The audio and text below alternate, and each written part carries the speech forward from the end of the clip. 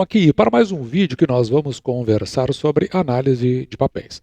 No dia de hoje, dia 26 de outubro de 2023, agora há pouco, a Neo Energia fez a apresentação dos seus resultados para o terceiro trimestre de 2023. E o que mais me chamou a atenção na apresentação desses resultados foi exatamente o projeto da companhia, o qual nós já havíamos comentado em outros vídeos quando analisamos o primeiro trimestre, o segundo trimestre de 2023, dessa vez veio de uma forma um pouco mais aberta, um pouco mais ampla, que eu acho que se você é interessado na companhia ou se você já possui ações da companhia e quer aumentar sua posição, fique até o final para você ver aquilo que nós notamos e depois faça o seu comentário e diga para nós aquilo que você percebe em relação à Neo Energia. E para fazer esse vídeo, eu vou me utilizar da apresentação de resultados que foi feita, como eu disse, no dia de hoje, dia 26 de outubro de 2023, assim como eu vou me utilizar das informações trimestrais que estão disponíveis no site de relações com os investidores da Neo Energia. E vamos ver o que aconteceu. Mas, já direto, vamos aqui para a página 11, porque nós vamos colher aquelas informações que são necessárias para a nossa análise fundamentalista na nossa tabela de indicadores que nós apresentamos ao final desse vídeo. Então vamos dar uma olhada aqui como andou o patrimônio líquido da Neo Energia. Aqui na página 12, então a gente verifica que, com relação ao patrimônio líquido consolidado, no final do ano passado, a companhia possuía 26,9 bilhões, quase 27 bilhões, e agora ela salta para 29,6 bilhões. E nós vamos depois verificar o significado dessa variação. Mas é apenas para mostrar para você da onde nós estamos tirando os resultados que nós colocaremos lá na nossa tabela de indicadores. Outra informação aqui interessante com relação às receitas da companhia. Veja que a companhia, no caso aqui específico dos primeiros 9 meses do ano, vai aqui a 32,7 bilhões em termos de receitas. E eu dei uma reduzida aqui para ficar mais claro, porque esses 32,7 são agora, né, nos primeiros 9 meses do ano, enquanto que nos primeiros 9 meses de 2022 foi 31,2 bilhões. Do ponto de vista do lucro líquido, de onde vem as nossas remunerações em termos de proventos, houve um decréscimo de 3,8 bilhões para 3,5, considerando os primeiros 9 meses do ano. E por fim, vamos dar uma olhada como anda o fluxo de caixa da companhia. Vamos dar uma descida aqui para olhar as demonstrações consolidadas do fluxo de caixa. E veja aqui atualmente, nesta parte aqui que nos interessa, o saldo final de caixa e os seus equivalentes em 7,4 bi, que nós vamos utilizar para você verificar o que isso pode significar do ponto de vista da alavancagem e o cronograma de pagamento da dívida da companhia. E agora saltamos aqui para os resultados que foram apresentados, aquilo que eu marquei de mais relevante.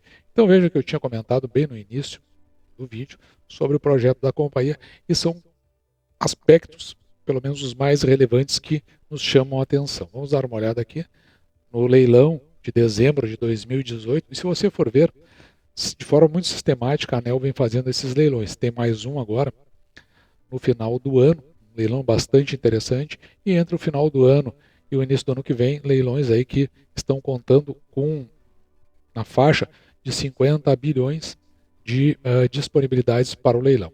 Mas o que interessa aqui para nós, vamos começar aqui com esse projeto aqui, ó, Itabapoana, onde, veja, tem uma entrega total aqui do lote do leilão para o quarto trimestre agora de 2023, com uma RAP de 88 milhões, trazendo um fator interessante para os lucros da companhia. Também tem Lagoa dos Patos, que está com 61% da RAP liberada, de 94 milhões. Trecho 1 ainda está aguardando posição da ANEEL. E também nós temos o Vale do Itajaí, 9% da RAP.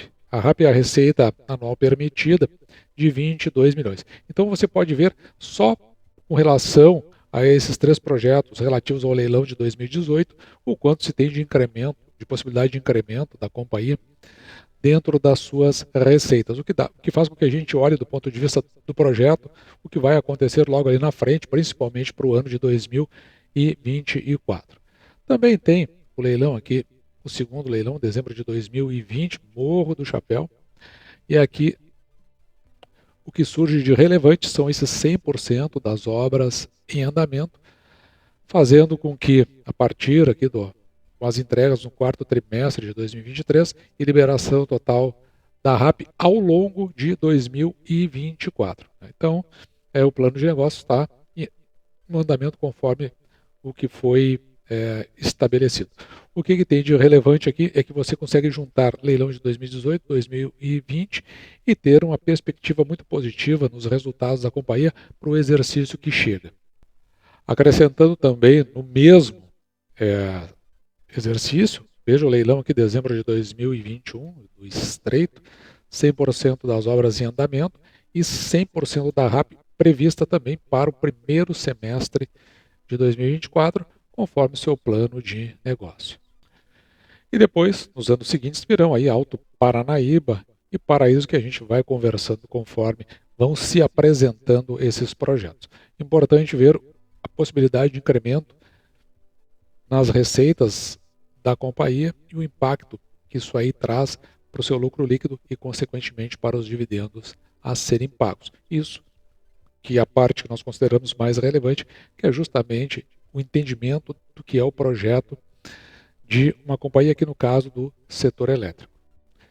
Dando uma passada rápida pelos resultados da companhia, eu deixei já tudo marcado ao longo de toda essa apresentação. No original não tem essas marcações, é apenas para eu me guiar e tornar mais fácil. Eu vou olhar sempre do ponto de vista dos primeiros 9 meses, aqui sempre confrontando o ano de 2022 com o ano de 2023.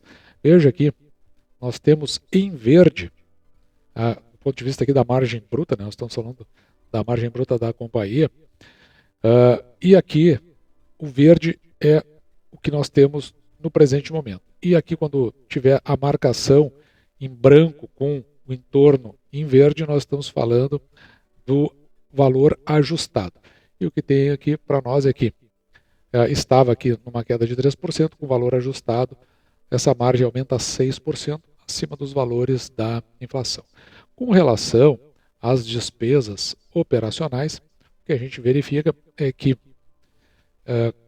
considerando as despesas operacionais já ajustadas, um crescimento aqui de apenas 5%, ali no limiar da inflação. E a importância disso é que a gente começa a olhar lá do ponto de vista do lucro líquido da companhia, que é um indicador importante, porque é dele que a gente retira a questão dos proventos a serem pagos.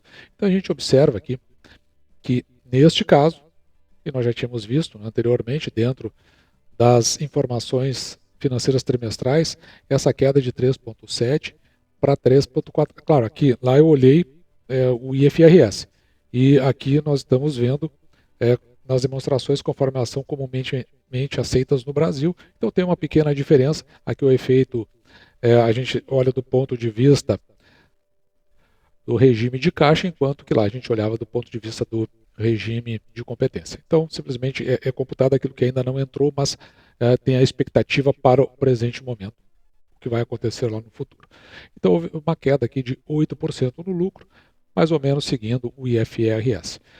O que quando nós olhamos aqui para o lucro líquido, o que acontece aqui, a explicação, é que o resultado de 2022 foi impactado de forma positiva, então por isso que tem essa queda. Se não tivesse esse efeito não recorrente, a companhia quer dizer que haveria um crescimento. Mas ele foi impactado positivamente, então lá atrás, em 2022, pelo reconhecimento de 678 milhões, com a incorporação e transferência do controle da Neo Energia Brasília, da Bahia, aqui uma pequena central hidrelétrica 3, para a Neo Energia. Então esse foi o impacto que afetou. Então, se você tirasse aqui esses 678, você vê que o lucro líquido ele teria um crescimento. Olhando para o CAPEX, que faz um alinhamento com aqueles projetos que nós vimos anteriormente, aqui é importante saber que a companhia ela trata da seguinte forma, ela chama o azul aqui de redes, que é onde está concentrada a maior parte dos seus ativos aqui, principalmente para fins de investimento. Quando fala em redes, a companhia está se referindo à distribuição e transmissão. Então, esse segmento ela chama de redes, que é onde vai ter a maior parte dos investimentos, ou melhor, onde teve a maior parte dos investimentos, aqui nos primeiros 9 meses de 2023, 3,6 bilhões em distribuição, 2,3 em transmissão. Nos renováveis, aqui aparentemente são só eólicos, 421 milhões, e nós temos também um liberalizado, que é apenas para manutenção de uma termoelétrica. Você pode ver aqui o que representa os renováveis, 6,5% dos investimentos, enquanto a manutenção da termoelétrica, 0,4%. E para finalizar, vamos falar do endividamento. Veja que a relação da dívida líquida pelo EBITDA da companhia é alto, mas quando a gente está falando do setor elétrico, veja que elas mais ou menos ficam nesse entorno dessas 3 vezes.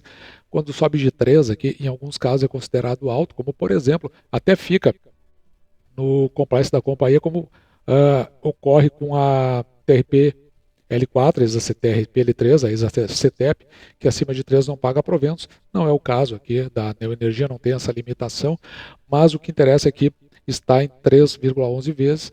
A gente sabe que é muito comum ter essa elevação do endividamento ou da alavancagem, por assim dizer, porque são companhias que entram sistematicamente em leilões e tem sempre novos projetos em andamento, fazendo com que a gente enxergue do ponto de vista do seu crescimento.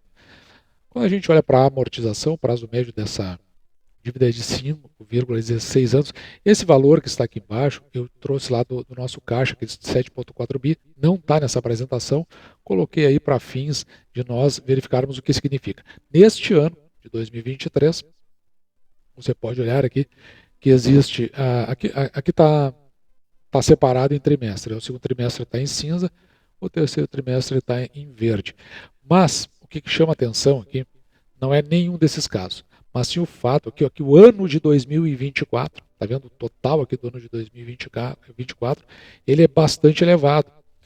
O que acontece aqui, ele vai estar aqui em 11 bilhões, o valor a ser pago de uma dívida que tem um custo médio aqui de 11,9, já que 50% dela está atrelado à taxa de juros da nossa economia e quase que a metade aqui à inflação, o que faz com que ela tenha essa elevação. Então pode acontecer do ano de 2024 haver aí uma redução nos dividendos a serem pagos. Tomara que não aconteça isso, até porque a companhia está com projetos para serem colocados, que essa é a compensação que a gente faz, e por isso que a gente foca lá na questão dos projetos. Em havendo isso, indo a pleno e tendo mais recursos, talvez a companhia não precise nem buscar recursos no mercado e continue dentro do seu patamar de pagamento de proventos. E todos os dados que nós levantamos, nós trazemos para a nossa tabela de indicadores, onde a gente faz uma projeção lá no início do ano do que a gente poderia ver em relação principalmente ao crescimento médio composto, o CAGR da companhia, tanto para a receita quanto para o lucro líquido, e assim a gente começa a verificar como a companhia vem se comportando ao longo do ano. Veja que nós tínhamos uma projeção da receita líquida de 45,2 bi. E com o que a companhia obteve até o presente momento, nós estamos dando uma reduzida em 43 para 43,7 bi. O lucro líquido, nós tínhamos colocado aqui em 4,9, mas ela teve um resultado que pese a redução em relação ao ano passado, pelos motivos que nós já explicamos. É interessante que nós tínhamos aqui 4,9 no final do ano, e agora está em 4,7, está mais ou menos de acordo com a nossa projeção. Se a companhia distribuir, e já anunciou, 29,5% de payout sobre o lucro líquido, em relação ao seu lucro líquido, a companhia então vai para essa distribuição de R$ 1,15 por ação. Veja que isso é bem acima do que ela costumava fazer nos últimos 5 anos, embora viesse aí num crescente desde 2020, lembrando que 2020 foi nosso ano pandêmico. Considerando esse provento a ser pago, o nosso preço teto da companhia, basta dividir esse valor, R$ 1,15 por 6%, que é o mínimo que nós aceitamos receber em proventos pelo valor que pagamos pela ação. O preço teto, quando olhamos para o futuro da companhia, ou seja, na nossa projeção, de R$ 19,11. Na média dos últimos 5 anos, a companhia ela veio pagando apenas 55 centavos em média, o que nos permite um preço teto de R$ 9,14. Ao tempo que estávamos fazendo esse vídeo, a ação estava cotada até a R$ 18,10. Outro dado aqui que nós levamos em consideração é exatamente para os nossos cálculos é o patrimônio líquido, que ele cresce em relação ao ano passado 13,01%, isso por conta, né, dos projetos que estão sendo colocados. Com o preço da ação, a esses R$ 18,10, nós temos um preço sobre o valor patrimonial por ação em 0,74, o que é bastante baixo esse número, significando duas coisas aqui. Primeiro, que o preço da ação pode de fato estar barato para esses R$ 18,10 e, mais importante, o risco reduzidíssimo de investir em Neoenergia. Já o preço da ação dividido pelo lucro líquido por ação, aqui ficou meio apagadinho ali, mas em 4,6 eu acredito. Se você investir na companhia por esses R$ 18,10, você vai receber em termos de lucro líquido da companhia em aproximadamente 4 anos e meio. Veja que se com esses dividendos pagos esse ano, já estão anunciados, né, R$ 1,15, nós temos um dividend yield da companhia de 6,33%, o que já é acima dos 6% que nós procuramos, mas os projetos que tem a companhia para inaugurar e dentro daquilo que é a sua estratégia de avanço no mercado, a companhia, a meu ver, nesse momento, parece que ela começa a se oferecer. E no final, todos esses dados, você que já está acostumado com o canal, são condensados na nossa tabela comparativa. Lembrando que Auren, AES Brasil, ISA-CETEP, TRPL4, TRPL3, elas estão ainda com dados relativos ao segundo trimestre. E como ainda não temos comparativos, então eu não vou publicar no Instagram do canal, mh.investir, mas assim que nós tivermos analisado a segunda elétrica, eu já começo a colocar para você fazer esse comparativo com todos esses dados que nós apuramos dentro da nossa tabela de indicadores, feita agora há pouco no final. E assim, a Neoenergia é uma companhia que, de fato, ela está se apresentando, está chegando no seu patamar de colocar os seus frutos. Preço bastante interessante, principalmente quando consideramos o projeto que tem pela frente, em termos de receita e, consequentemente, de lucro líquido que a companhia vem a apresentar. Além de outros leilões que terão pela frente, parece que a companhia se candidata, se qualifica para a participação nesses leilões. Com isso, a gente fica muito de olho.